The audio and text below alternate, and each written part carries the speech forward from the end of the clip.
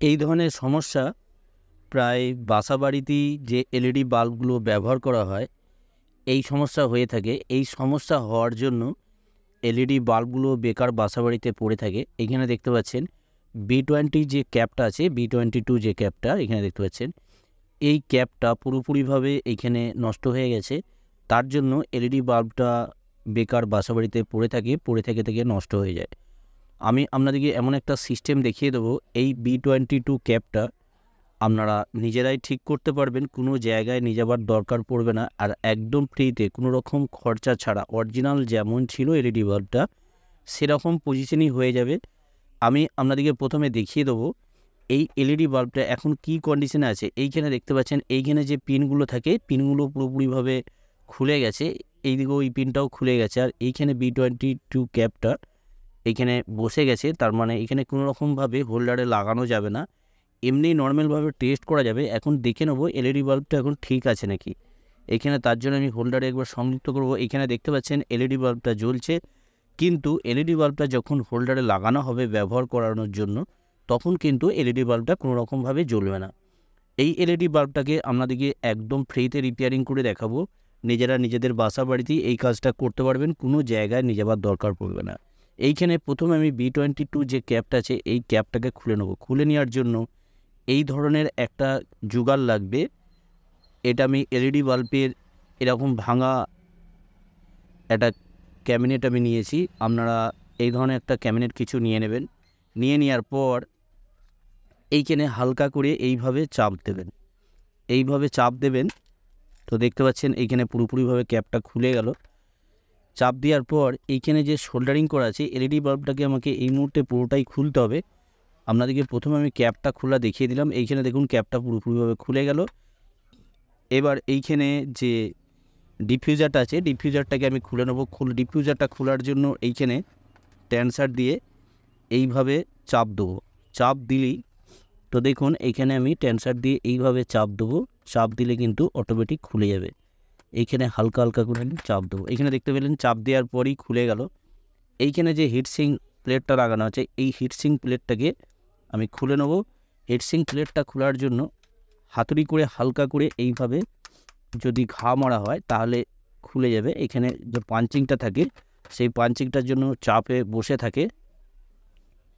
হাতুড়ি করে আমি এখানে হালকা হালকা করে এইভাবে ঘা দেবো।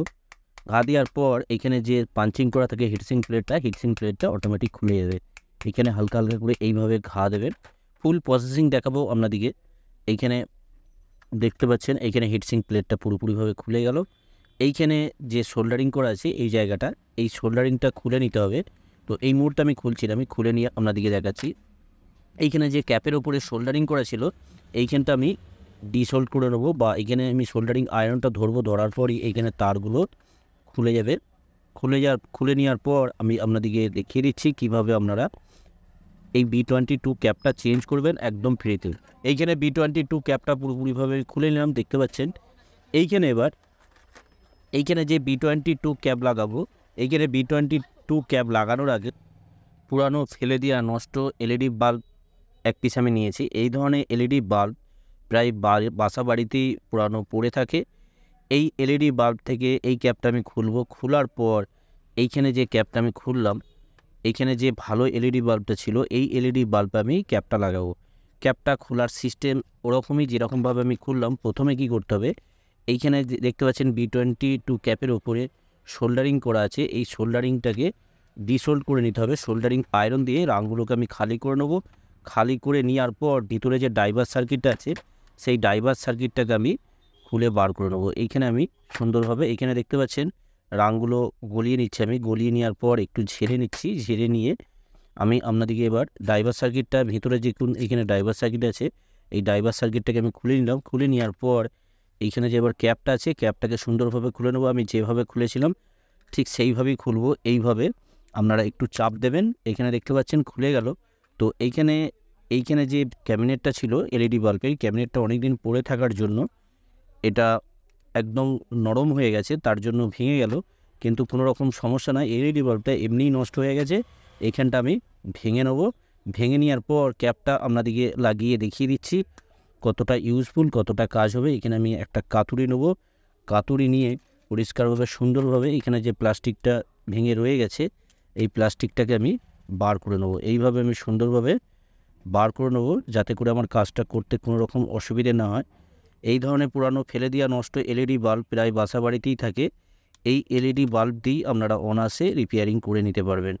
আমি সুন্দরভাবে এইটাকে খুলে নিচ্ছি, প্লাস্টিকটাকে খুলে নিয়ে আপনাদেরকে দেখিয়ে দিচ্ছি। তো এইখানে দেখুন, এবার আমি সুন্দরভাবে এটা খুলে নিলাম। এইখানে ক্যাপটা যে পাঞ্চিং করা ছিল এখানে এই জায়গাটাকে আমি ভেঙে নিয়েছি, ভেঙে নেওয়ার পর সুন্দরভাবে বেরিয়ে গেল।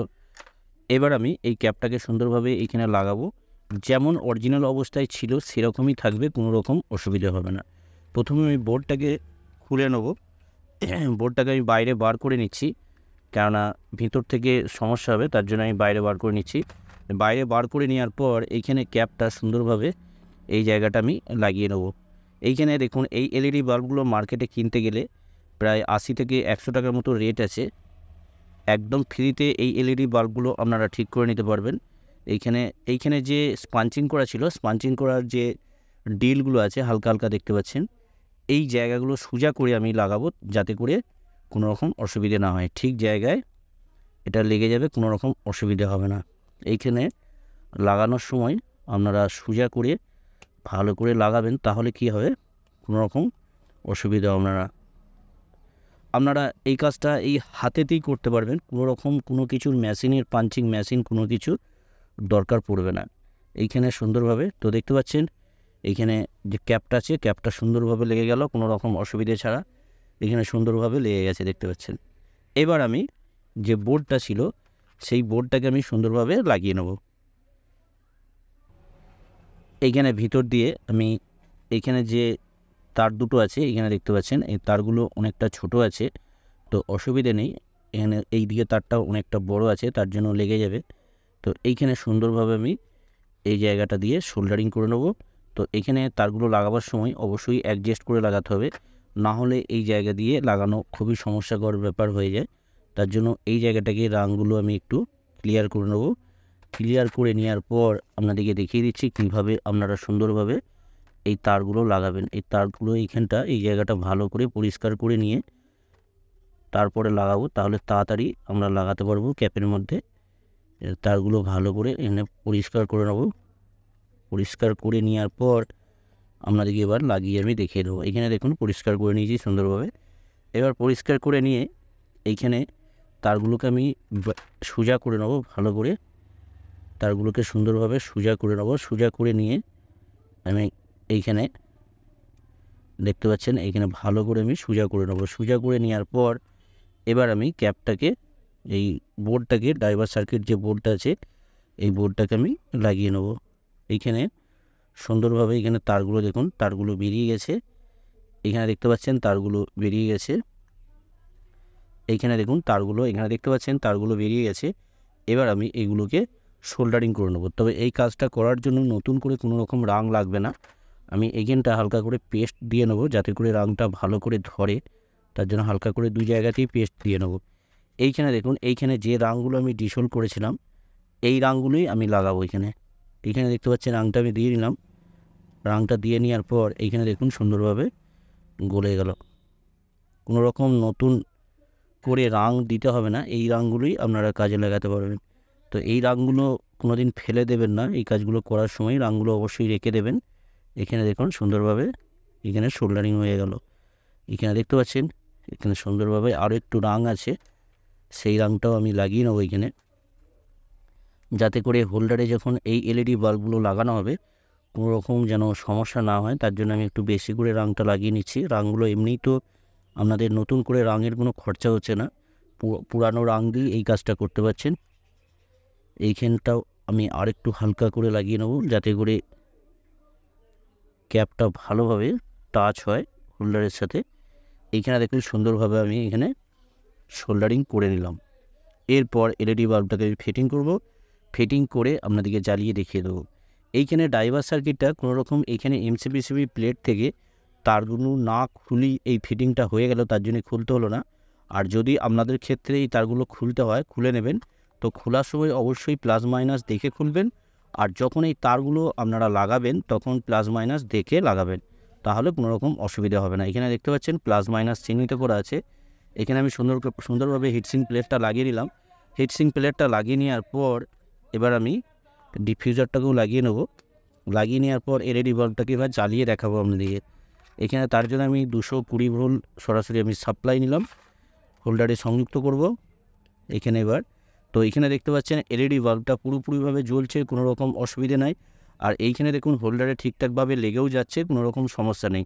তাহলে আপনারা বুঝতে পারলেন কীভাবে পুরানো এলইডি বাল্বগুলোকে, নষ্ট এলইডি বাল্বগুলোকে ফ্রিতে কোনো রকম খরচা ছাড়া অনায়াসে আপনারা এই এলইডি বাল্বগুলোকে নিজেদের বাসা বাড়িতে রিপেয়ারিং করতে পারবেন। ভিডিওটা যদি ভালো লাগে অবশ্যই একটা লাইক করে দেবেন, লাইক করতে ভুলবেন না। আর এই ধরনের ভিডিও পাওয়ার জন্য অবশ্যই চ্যানেলটাকে সাবস্ক্রাইব করে অল নোটিফিকেশন অন করে রাখবেন। আপনারা সকলেই ভালো থাকবেন, সুস্থ থাকবেন, নিজের খেয়াল রাখবেন। ওকে, থ্যাংক ইউ, ধন্যবাদ।